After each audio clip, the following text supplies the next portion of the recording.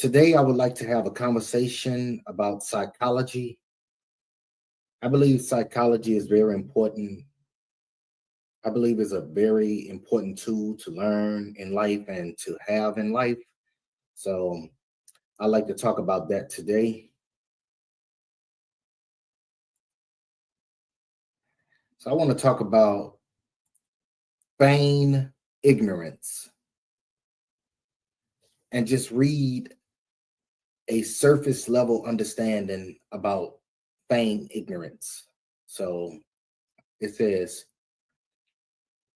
to feign ignorance is a manipulative behavior where someone pretends to be unaware or uninformed about something they actually know, often to avoid accountability, gain an advantage, or shift blame onto others. This tactic involves shifting focus from their own actions, causing frustration, confusion, and a breakdown of trust in relationships by invalidating another person's communication and experiences. So that's what feigned ignorance is. So you deal with feigned ignorance, or we deal with feigned ignorance a lot nowadays. You know how people, what I call is play stupid or take the dumb approach. That's some other words or synonyms for feigned ignorance, playing stupid or taking the dumb approach.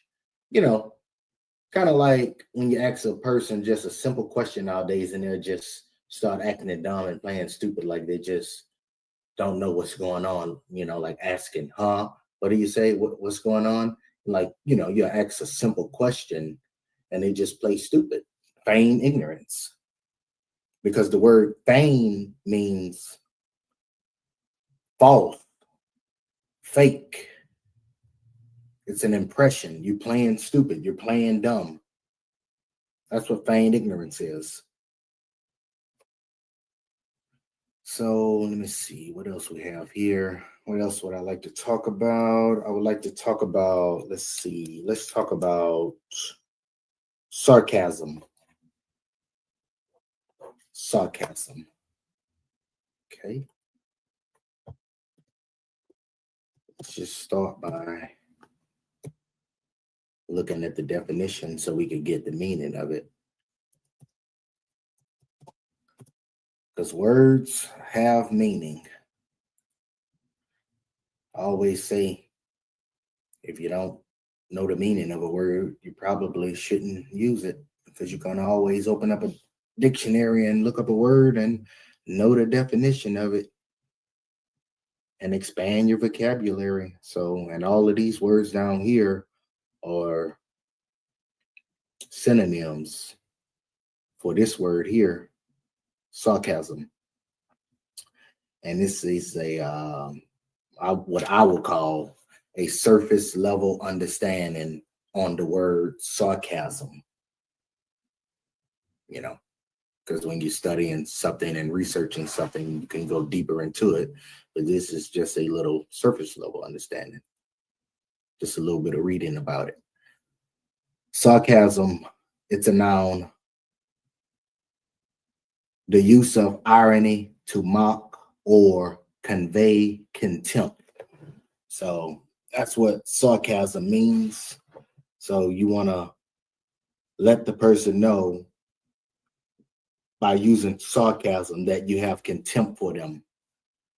And other words for it is derision, mockery, ridicule, satire, irony, scorn, sneering, scoffing, taunting. So, yeah, that's another thing that we deal with a lot nowadays, sarcasm. I always say sarcasm is the opposite of what a person actually said or actually mean. But sarcasm is mockery.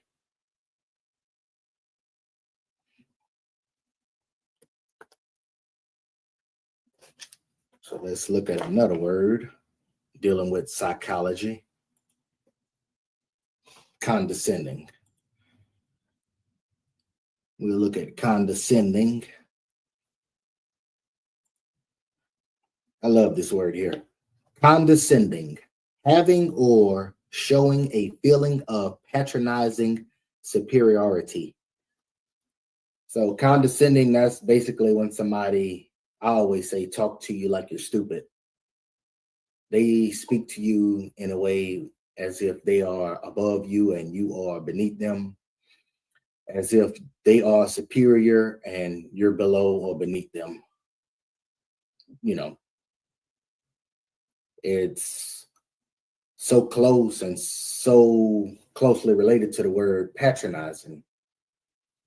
You know, the words are kind of interchangeable. It's kind of like you can't be condescending without being patronizing. You can't be patronizing without being condescending, you know, and people do that a lot nowadays.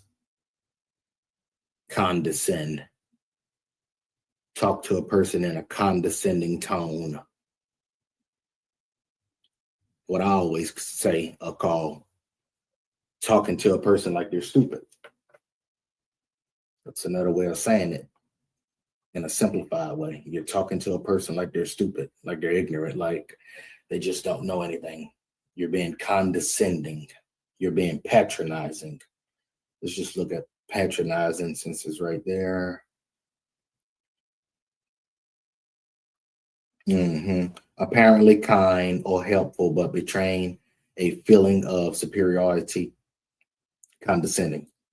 So, yeah, patronizing. You see that a lot nowadays too. People, they pretend like they're being nice and polite to you, but really they're being patronizing. You know, you deal with that a lot nowadays. I see that type of behavior, that patronizing, condescending behavior. I have an eye for it. I can catch it all the time. I see it all the time. A lot of times I don't even say anything. I don't even say anything about it unless I want to. If I want to speak on it, I'll speak on it. But if not, I'll just let it go. But I have an eye for this kind of stuff. Eye for it. So let's talk about passive aggressive. Passive aggressive.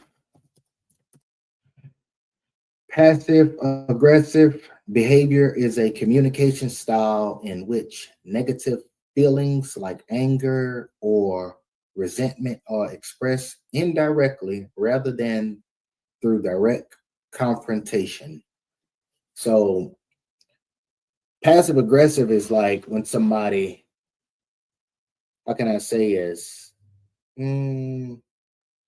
indirectly expressing negative feelings. Basically, like the definition says, you're indirectly expressing a negative feeling or a negative communication, and that negative expression can be expressed through like body language, stuff like that. So it's kind of like if a person like have their arms folded up and they're not saying anything, just by their body language, you can tell that they have some type of negative thought in their mind or something, or like they're just upset or something like that. But by them having their arms folded, that's passive aggressive. If you understand what I'm saying, it's passive aggressive, non-verbal, indirect, negative communication. That's what I would call passive aggressive behavior. Okay. Think I'm done on that. I mean, I got a lot of terms and stuff I use for this psychology and these terms that I see people displaying and behaving nowadays. So I guess we can talk about gaslighting. That's a popular term. Let's talk about gaslighting. I love gaslighting. I see people do it all the time. All the time. What a great word for gaslight to begin the definition. Manipulate, because that's all it is. That's all it is manipulation. Manipulate someone using psychological methods into questioning. It's funny. Into questioning their own sanity. Yeah. I like that questioning their own sanity because it's so true. It's so true about gaslighting. You manipulate somebody into questioning their own reality. That's what I say. Their own reality. You're trying to make a person believe something or think something that's not true. Gaslight. And if I'm not mistaken, this term gaslight comes from some old movie or something like that about a husband and wife or something like that. In the movie, the husband was like gaslighting the wife, making her believe things that were not true. And that's where the term gaslight comes from, that movie, that old movie. Can't think of the name, don't know the name of the movie right off the top of my head, but you can look it up, check it out for yourself. But anyway, so yeah, gaslighting is manipulative. It's being manipulative. You're trying to make a person question their own sanity, their own reality. So yeah, and you see people doing that a lot nowadays too. That's why I think it's very important to learn and understand psychology. All right. So let's get into something else. Toxic attitude.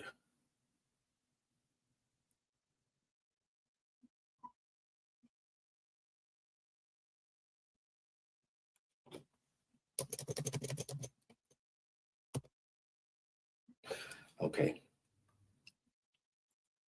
Toxic attitude involves constantly harmful behaviors such as manipulation, criticism, a lack of empathy, selfishness, and a need for control, which negatively impact others and create stressful environments.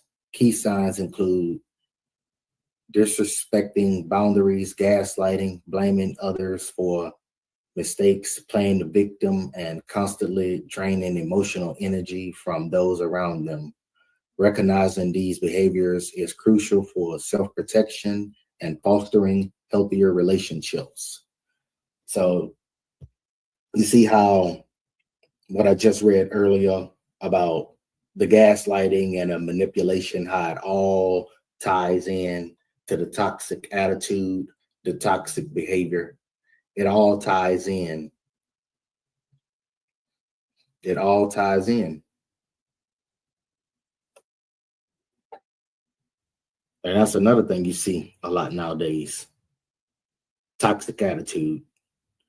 Common characteristics of a toxic attitude: manipulation and control, attempts to get others to do their bidding through deceit or coercion, lack of empathy, an inability to understand or share the feelings of others, constant criticism and belittling, a tendency to find fault in others and undermine their confidence, selfishness and entitlement, and excessive focus on their own needs, and a belief that they deserve special treatment, dishonesty, lying, and a general lack of transparency, blaming, and victimhood, constantly shifting responsibility for their actions and portraying themselves as the wronged party, disregarding boundaries, ignoring or actively violating the limits set by others, gaslighting, manipulating someone into doubting their own perceptions and sanity, explosion, anger, and aggression, outbursts of temper or hostile behavior when things don't go their way. So that's the toxic attitude. And to be honest with you, those type of people with this toxic attitude and toxic behavior, I like to stay away from. Really.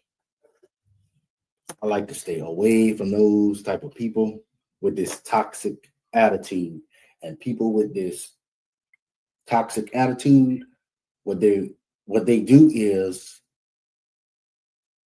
have, well, should I say, they have toxic communication, which is the next word I would like to look up real quick because it all ties in, like I said, the toxic communication.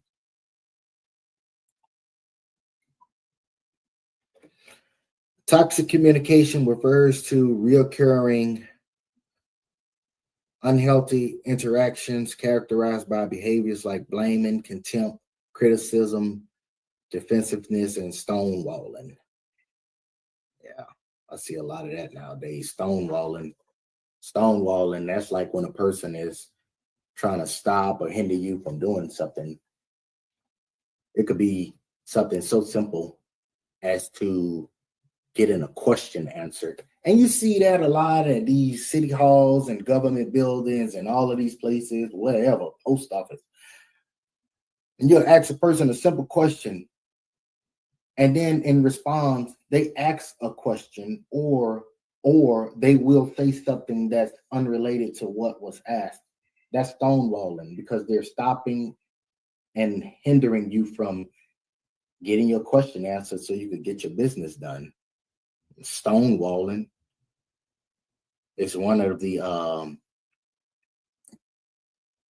words that ties in with the toxic communication. And gaslighting, there it goes again. Name calling, blaming, jumping to conclusions, making assumptions about others' intentions without evidence. You see that all the time. People just blame you without even looking into what's going on in the situation, not investigating, just taking sides. You see that all the time, all the time. Impact of toxic communication, erosion of trust, constant unhealthy communication destroys the emotional safety in a relationship, negative psychological consequences. It can lead to feelings of anger, fear, discontent, and emotional harm. Excuse me. Relationship breakdown, these patterns are strong predictors of relationship failure. So that's the toxic communication. So let's move on to something else. I guess we can talk about, why not talk about casual contemptuous? Why not?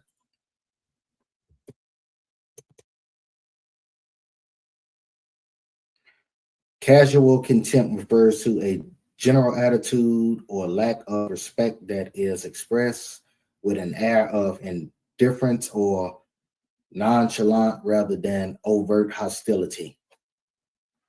It combines a feeling of superiority with a casual disregard, like disdainful indifference, nonchalant scorn, or an offhand contemptuous dismissal of someone or something considered beneath someone's dignity. Yep, I see that a lot nowadays too, especially at these government offices. The casual contempt. They treat the members of the public as if we beneath them. You ask them a question or something, they ignore you and just all kind of stuff. Just all kind of stuff. Everything you see here on the screen in these definitions and words and terms, that's what they do. That's what they display. And not only them, a lot of people. People are just, well, not all people, but some people are just toxic nowadays. You know? Disrespectful disregard at its core, it's a lack of respect, but it's delivered in an unconcerned way. Sense of superiority, the feeling of being superior to the other person is a key component of contempt. Nonchalant, the contempt is often presented without effort or emotional investment as if the subject isn't even worth a full display of anger. Examples of casual contempt: a dismissal glance, a quick, uninterested look that communicates a lack of respect; sarcastic indifference, a state that mocks or ridicules something in a way that shows a lack of seriousness, like, oh, that's just brilliant with an eye roll. See? And I call stuff out like that. I call it out all the time. If people notice, I call it out all the time.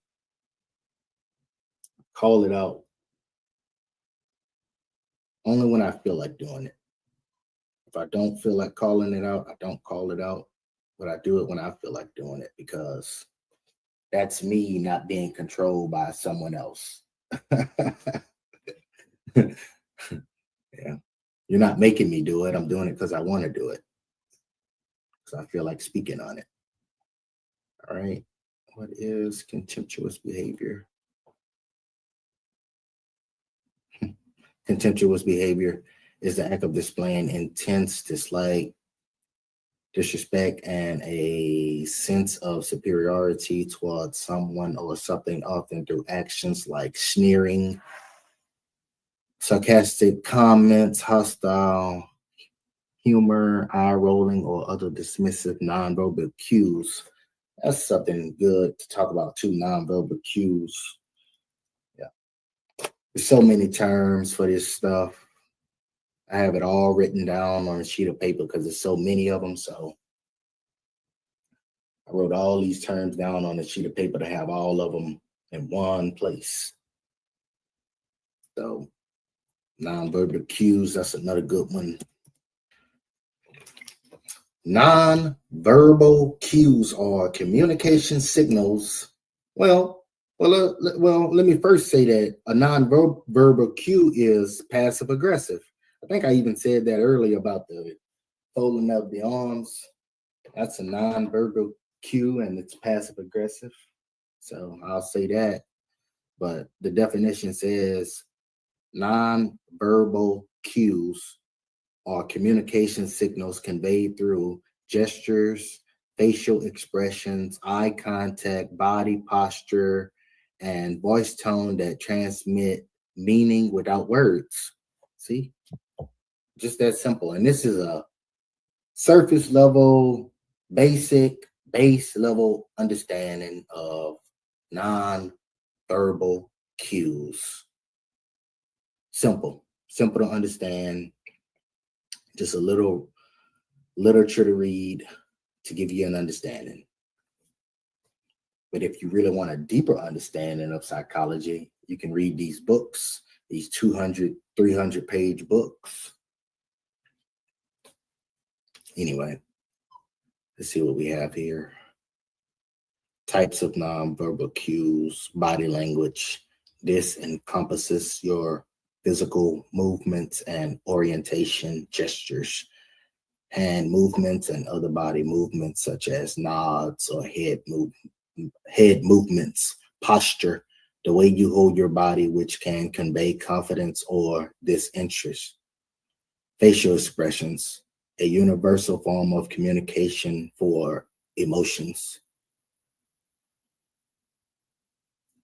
Paralanguage, the non-word elements of speech, including tone of voice, whether it's trembling, calm, or angry, pitch and volume, the highness or lowness and loudness of your voice, pace, the speed at which someone speaks. Proxemics, the study of personal space and how people use it to communicate. Haptics, communication through touch, appearance. Okay, importance of nonverbal cues.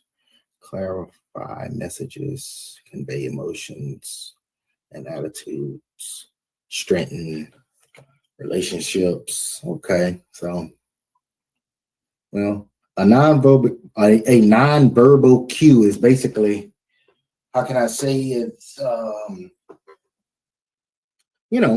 things is a way to communicate without using words. Nonverbal communication. So let's move on to something else. Another psychology term for human behavior. Let's see what we got. Let's do domineering. I like that because I had a librarian one time be demeaning. I guess you would say demeaning and domineering towards me. talking to me like I'm a child or something. And I just stood there and just looked at her, and just, like it's taught in psychology, observe and not to react. Because, I don't need to let her foolishness make me act out because, I have self control. So I'm not going to let her misbehavior make me act out because then she'll be controlling me. So let me type this in. Let's see. Domineering. Domineering.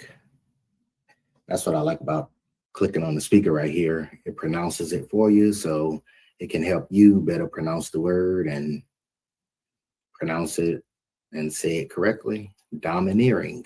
Domineering. Domineering. Asserting one's will over another in an arrogant way. Asserting one's will over another in an arrogant way. So that's what it means to be domineering. Domineer. Domineer. Domineer. Assert one's will over another in an arrogant way. And here are the synonyms.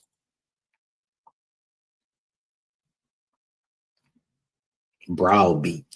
Never heard of that word before. Browbeat. But I like this word because it's a perfect word. It's a perfect synonym for domineering. Bully. Because that's what's happening. A person is being bullied when another person is being domineering towards them. You're bullying. So that's the perfect word. Intimidate. Push around.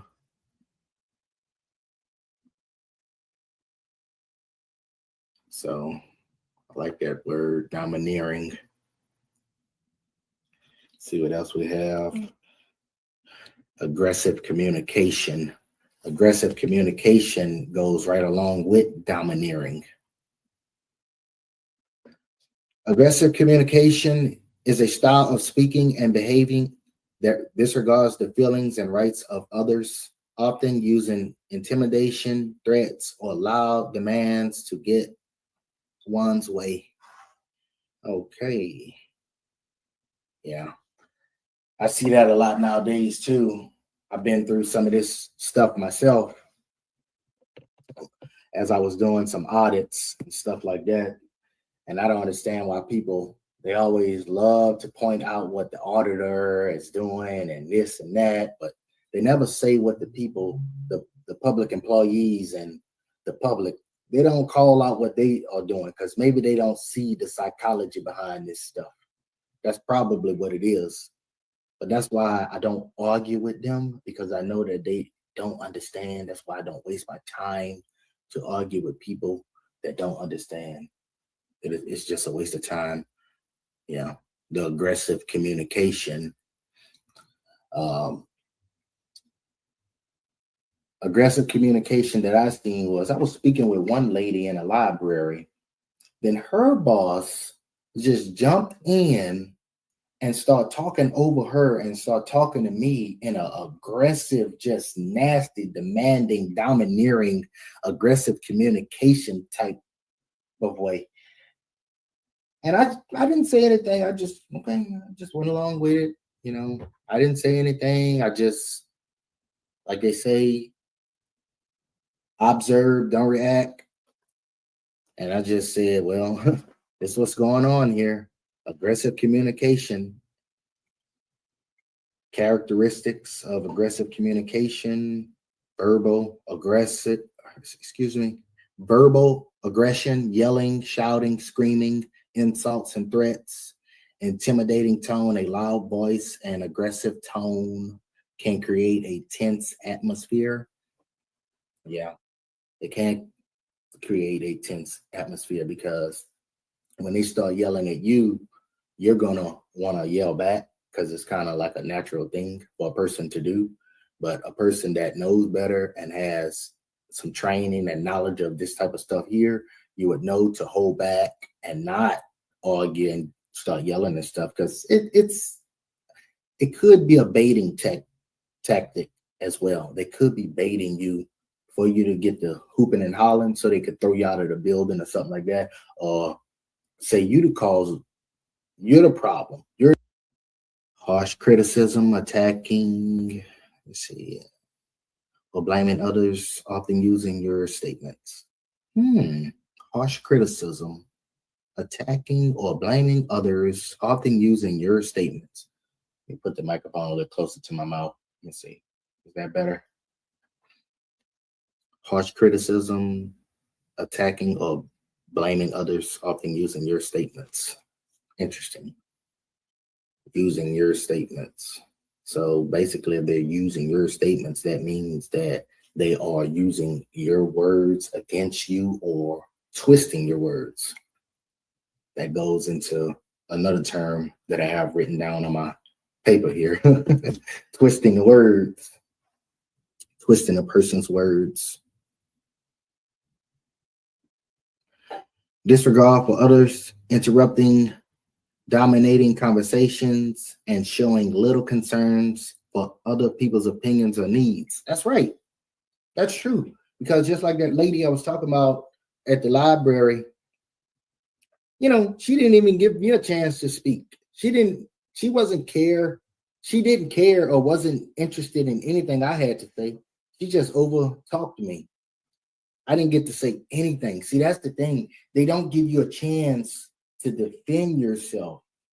You don't get a chance to, you know, convey your thoughts.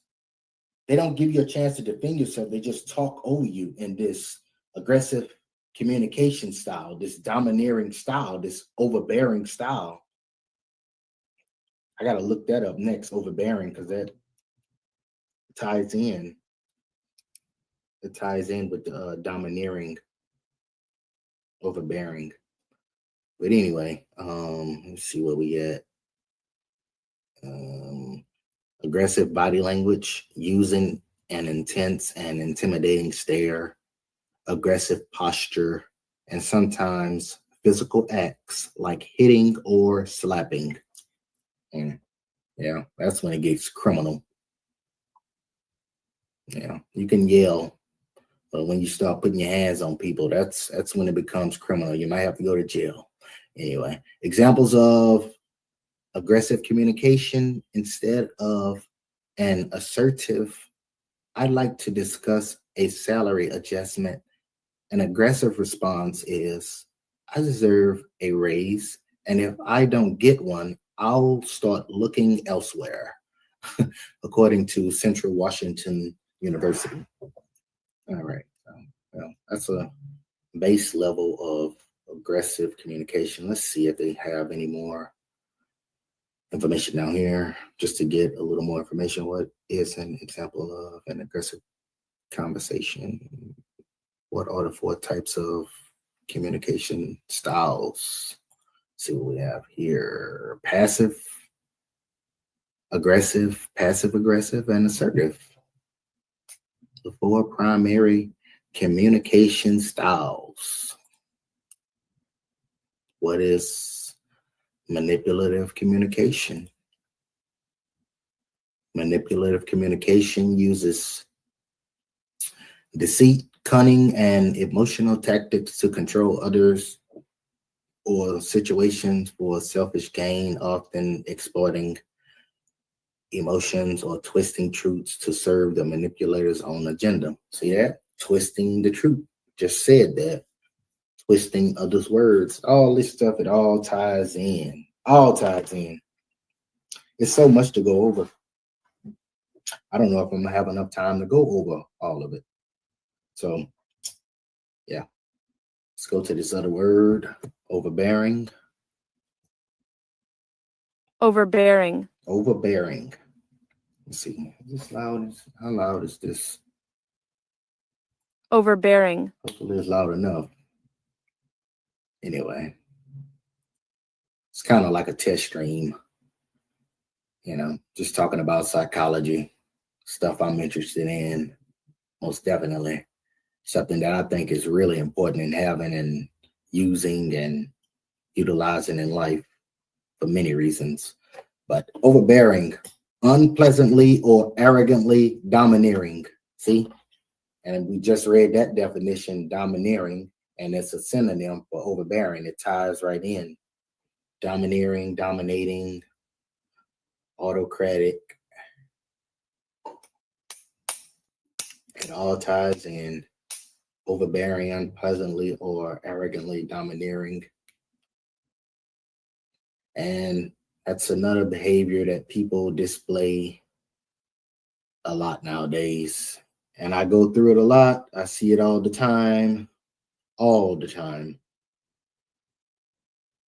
But I deal with it in the right way because I have the proper knowledge and I'm properly trained to deal with it in the right way. Even when you think I may not be dealing with it in the right way, I am dealing with it in the right way because of my training, because of my understanding. Anyway, let's look at something else. What else we got? A smug attitude describes someone who is excessively pleased with themselves, displaying an irritating sense of superiority or self-satisfaction in their abilities, achievements, or knowledge. Characteristics of a smug attitude: excessive self-satisfaction, a deep and often annoying contentment with oneself, sense of superiority, a belief that one's own achievements, abilities, or ideas are better than others. So you know what that is? That's a narcissist. That's what that is. That's narcissistic personality disorder. That's what that is. That's a narcissist.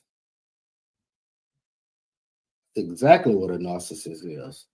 And a lot of people nowadays have NPD, not narcissistic personality disorder. You know, they don't care about others. They really don't. They really don't. They only care about themselves. And police officers, a lot of police officers are narcissists. Yeah, I see the way the police officers treat the public. They just treat them like trash. Really. They treat all of us like trash. Seriously. They treat us like garbage. Like we're just taking out the garbage. We're just taking them to jail, writing them tickets, dealing with the garbage. Like garbage man or something, metaphorically speaking. Well, anyway, so let's talk about evasive response. Evasive response.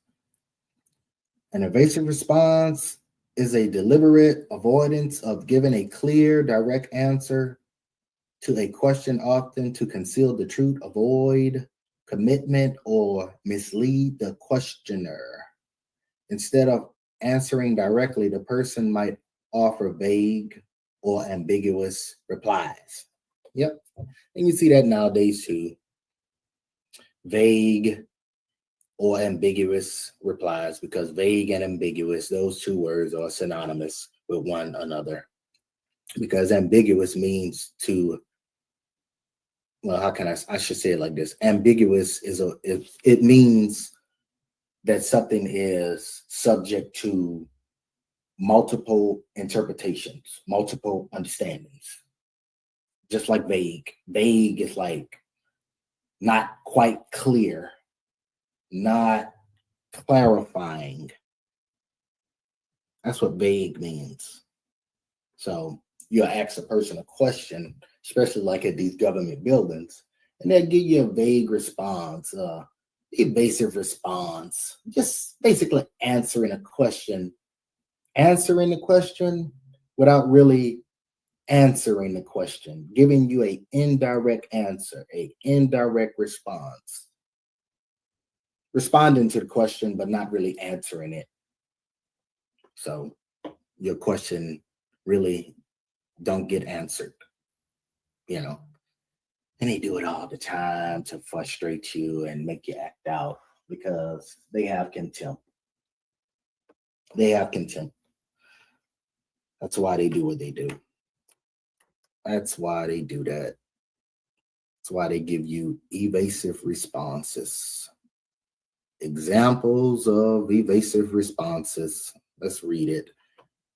A politician responding to a question about future policy by saying, "We are always looking for the best way forward for the people," instead of giving a direct answer about their plans. A witness in court saying, "I don't recall the specific questions about their actions," when they actually do remember. A person asks about a conversational topic, answering, "That's a complex issue, isn't it?" instead of giving their opinion or information. Right. You see that all the time. What is an evasive response? An evasive answer is a we just read that. Trying to get another insight. What does it mean to be evasive? Evasive attitude. Evasive attitude.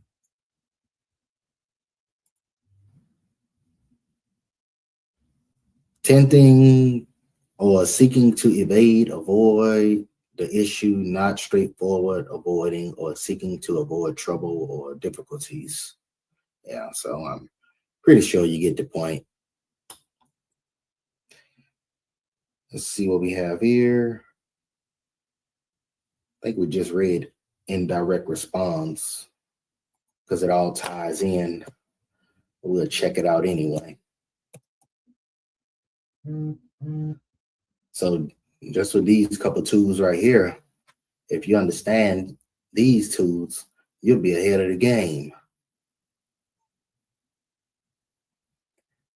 An indirect response is one that doesn't directly answer a question or state a feeling, instead using hints, suggestions, or other communication methods to convey meaning, often to be diplomatic, avoid conflict, or save face. Instead of making a straightforward statement, an indirect communicator might use a specific tone or voice, body language, or periods of silence to imply their intentions, which can sometimes lead to misunderstanding. Characteristics of an indirect response: subtly. The speaker avoids making plain statements and instead hints at their expectations or feelings. Contextual cues, tone of voice, body language, gestures, and facial expressions are used to emphasize or imply meaning.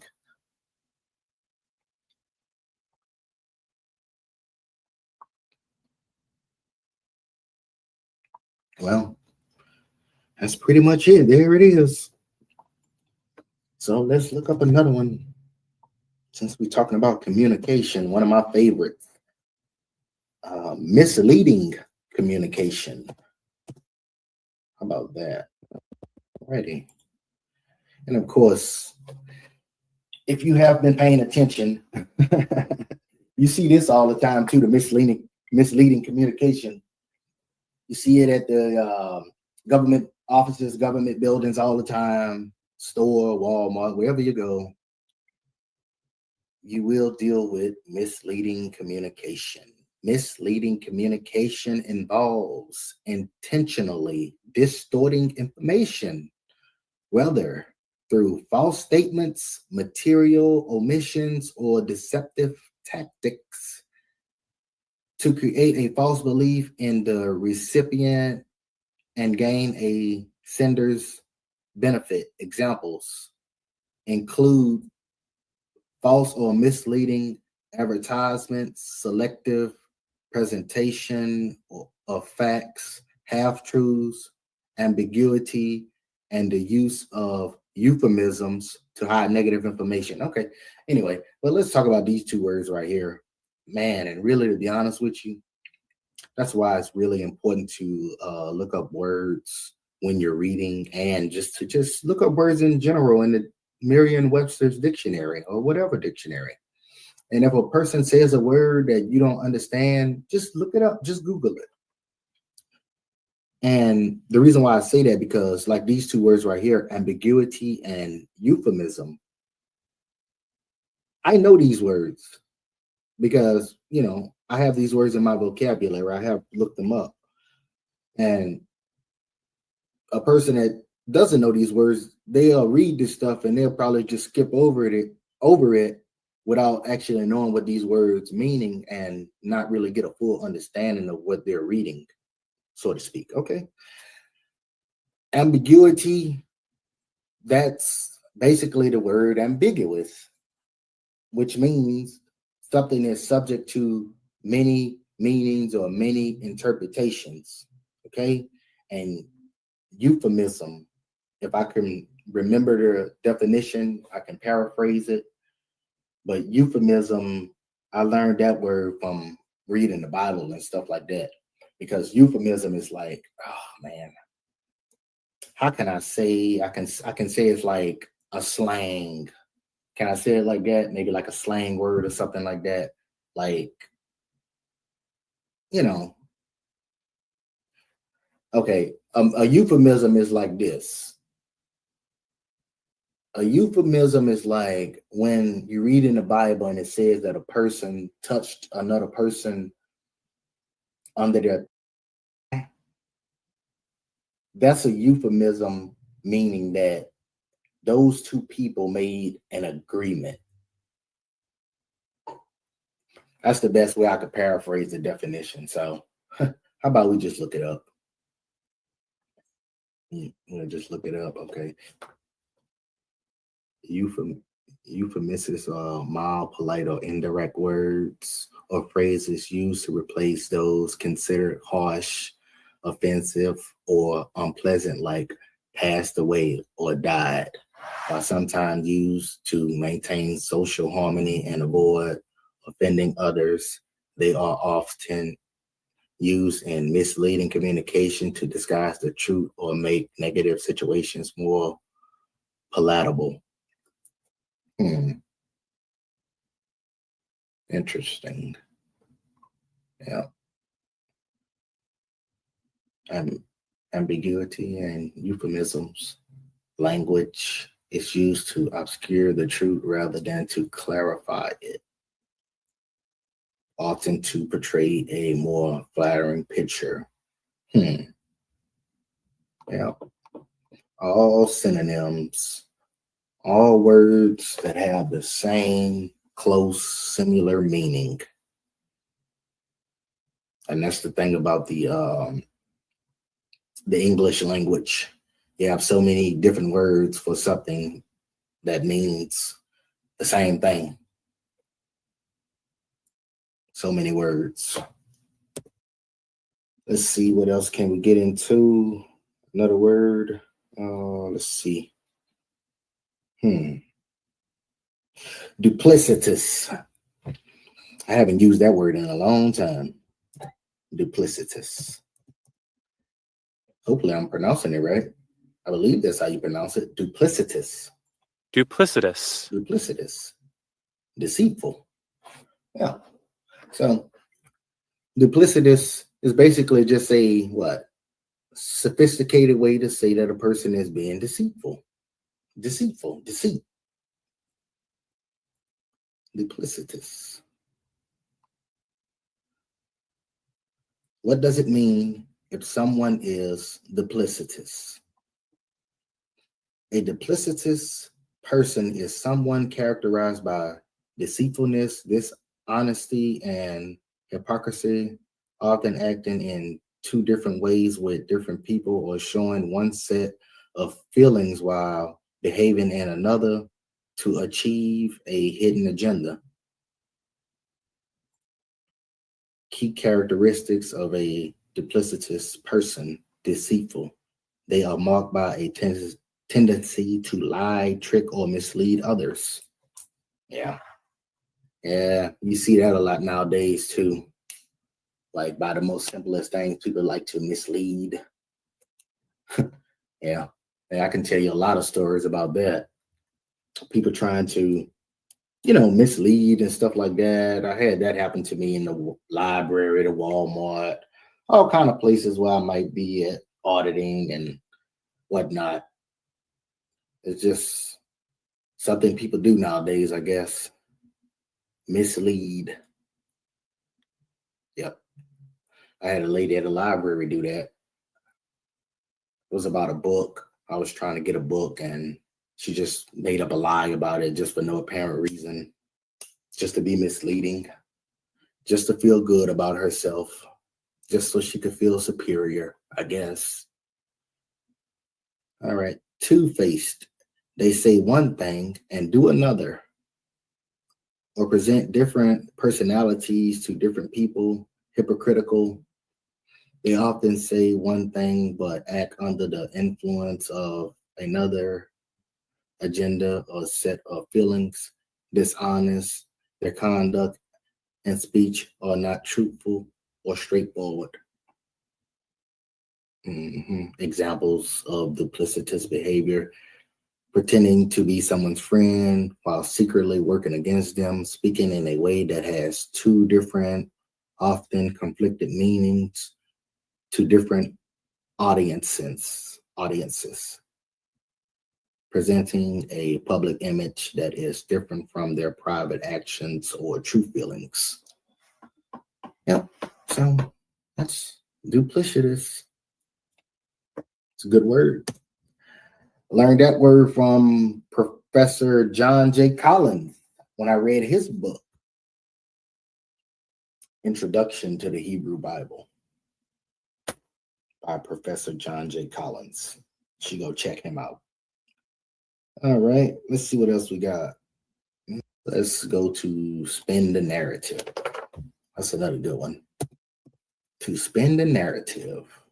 To spin the narrative is to present facts and interpretations to create a particular perception or interpretation of events, often in a way that benefits the storyteller. This involves emphasizing certain positive aspects while downplaying or omitting negative ones to influence an audience opinion and create a story that supports a specific viewpoint.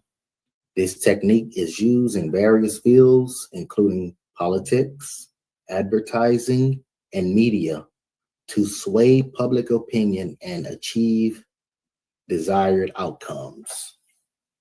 Yeah. Spin the narrative. So when I think of spinning the narrative, I think of something like this. I think of a situation where you might be in the store or something like that, and you had a bad customer service, a bad experience with a worker or something like that.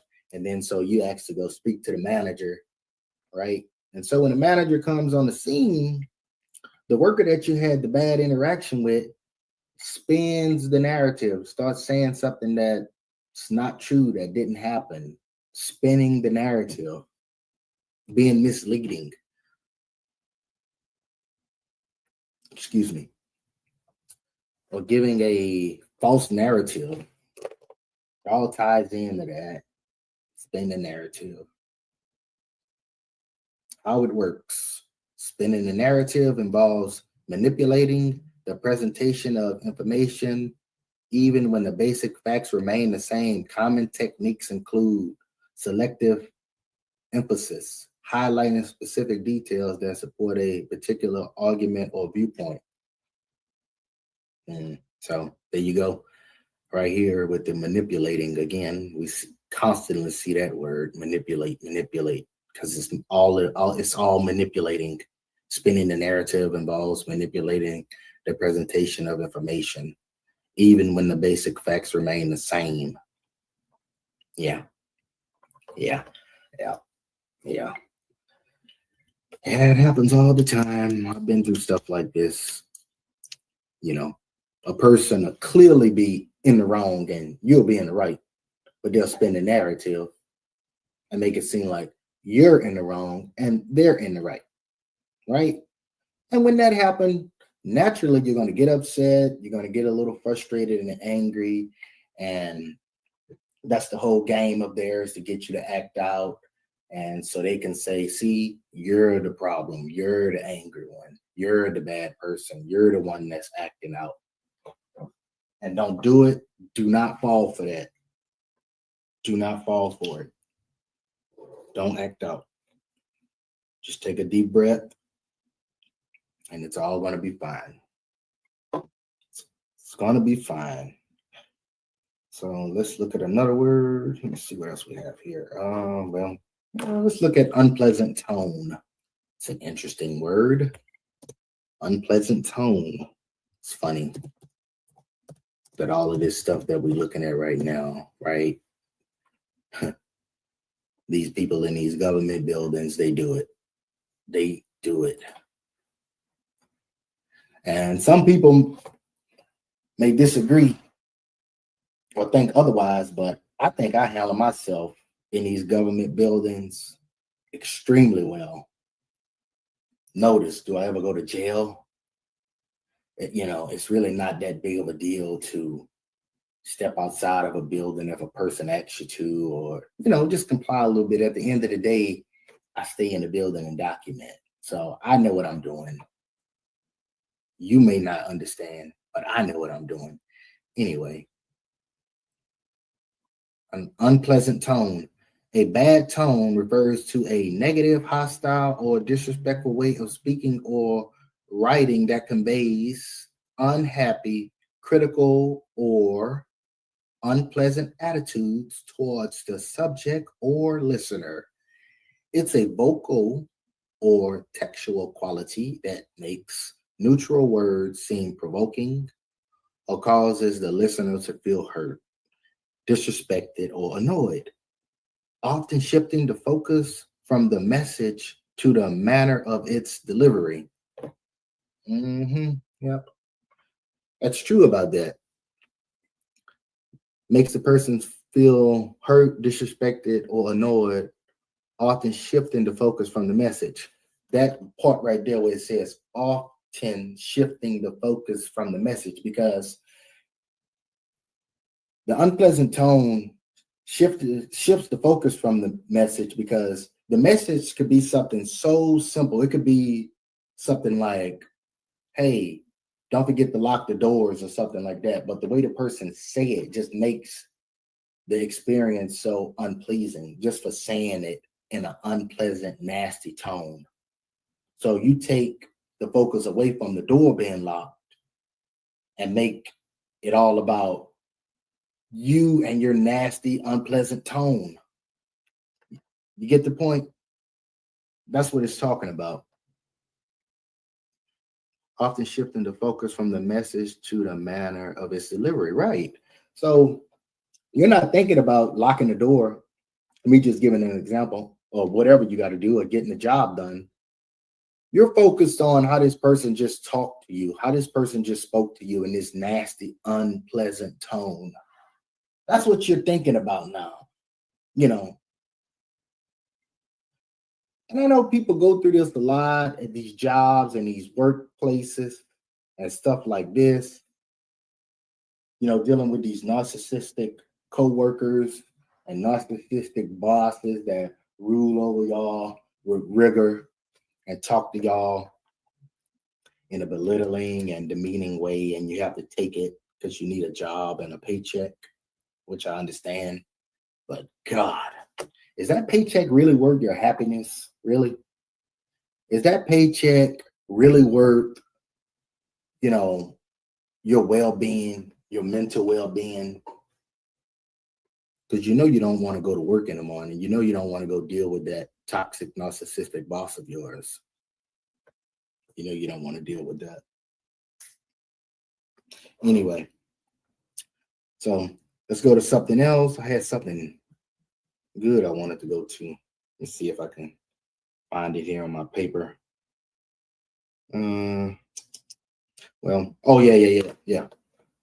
Yeah. So since we're on the subject of unpleasant tone, we could go into conversational disrespect.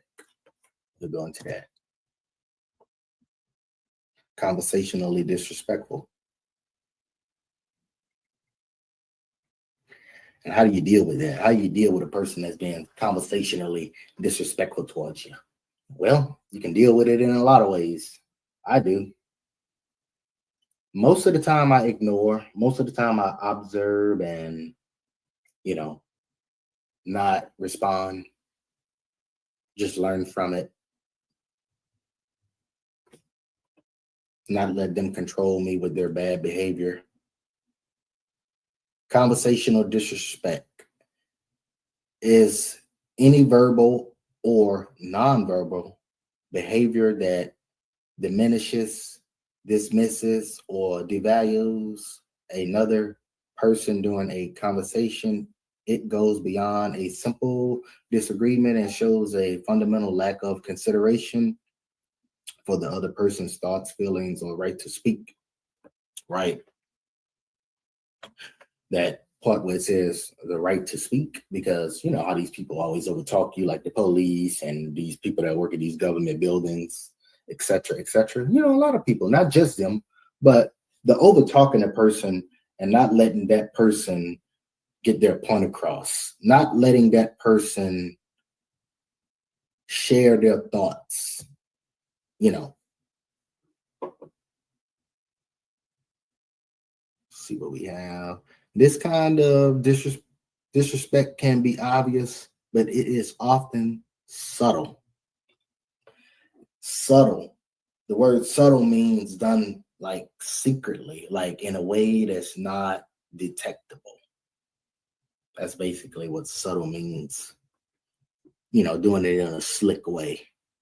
And can damage relationships over time by making one party feel unheard, ignored, and invalidated. Common examples of conversational disrespect: verbal disrespect, constant interruptions. See, the constant interruptions, just interrupt while a person is talking. A person can't finish their thought, finish their sentence. When a person is in the middle of a sentence, they're being interrupted and disrespected.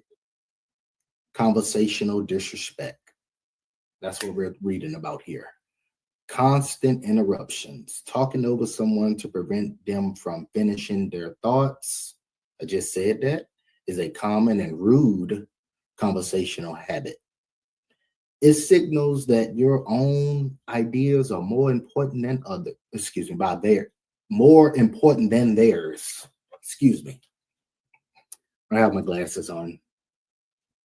Belittling comments, making condescending remarks or insulting a person's intelligence or abilities, often under the guise of a joke. Oh, yeah. Yeah. Yeah, that's the condescending and the manipulative gaslighting part. You know, making a belittling comment and say, oh, it's just a joke. It's just a joke. Manipulating, being manipulative. Dismissing feelings. Well, that's something very important to understand, because a lot of people go through that and they don't even understand what's being done to them. You know, you're being abused.